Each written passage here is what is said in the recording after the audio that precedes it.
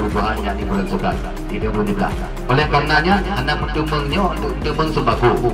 Orang 1, 2, 3, 4, 5, orang 1, 2, 3, 4 itu nggak dapat sembako. Tapi khusus udahnya di sini mendemeng sembako. Alhamdulillah, syukur.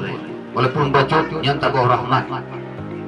Ya, keikhlasan Pak Rifkiazan, begitu juga tim TRH adalah bantuan dari Bank Indonesia yang bekerja sama dengan LSM kami, LSM Inspirasi Pemuda Aceh, yang diprakasai oleh Bapak Teuku Rifki Harsha, anggota DPR RI dari fraksi Partai Demokrat.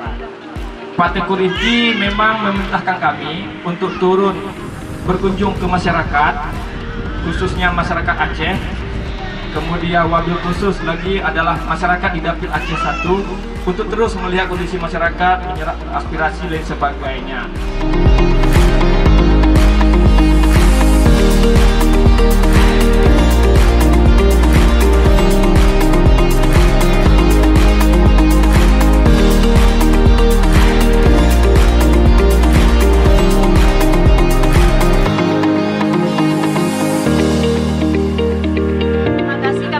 Kepada Pak Rifki yang telah membantu kami memberikan sembako.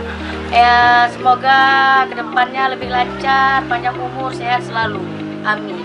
Terima kasih Pak Rifki, the best, ganteng.